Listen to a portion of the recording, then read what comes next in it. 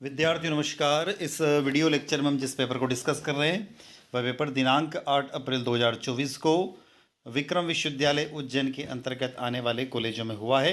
यह paper BSc तृतीय वर्ष यानी थर्ड ईयर का पेपर है। एग्जामिनेशन ईयर 2024 है। पेपर जो है वो मेजर केमिस्ट्री का ग्रुप ए का पेपर सेकंड है, जिसका टाइटल है laboratory skill techniques and management यानी प्रयोगशाला कौशल तकनीक और प्रबंधन। तो विद्यार्थियों, ये पेपर विक्रम विश्वविद्यालय के साथ साथ मध्य प्रदेश के जितने भी यूनिवर्सिटी या जितने भी कॉलेज है उसमें यह महत्वपूर्ण पेपर साबित होगा।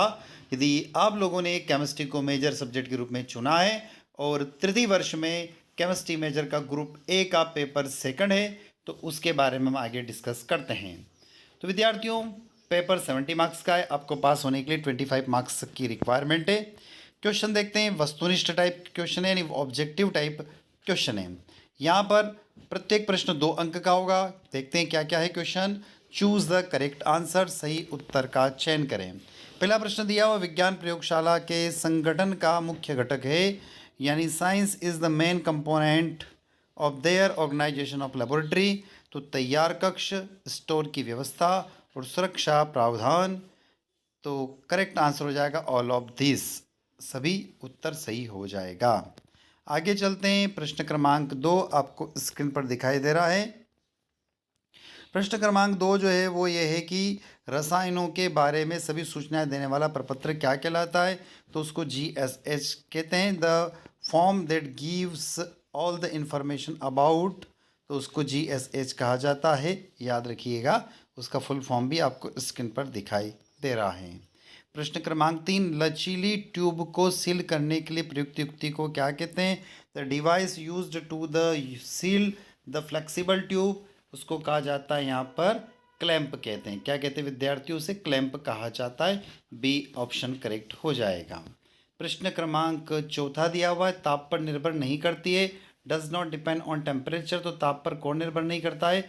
तो मोलरता ताप पर निर्भर नहीं करती है। याद रखिएगा, मोलरता ताप पर निर्भर नहीं करती है। सॉरी, मोललता ताप पर निर्भर नहीं करती, मोललता ताप पर निर्भर नहीं करती है। तो करेक्ट आंसर ए ऑप्शन हो जाएगा। मोललता यानी मोललिटी करेक्ट ऑप्शन हो जाएगा, आंसर हो जाएगा। प्रश्न क्रमांक 5, CO2 अग्निशामक यंत्र निम्न युक्ति होती है। CO2 fire extinguisher the equipped with, तो इसमें लिक्विड CO2 फिलअप की जाती है, यानी द्रव कार्बन डाइऑक्साइड इसके अंदर रहती है। अब आ गए हम इसके सेक्शन बी में। सेक्शन बी में 7 मार्क्स का क्वेश्चन है और क्या क्या है क्वेश्चन दिए हुआ देखते हैं। What is attitude, right the important of the attitude, रवैया क्या होता है, इसका महत्व बताइए। प्रश्न क्रमांक 3, रासायनिक खतरों को कैसे वर्गीकृत। GSH और HIMS का पूरा नाम लिखिए।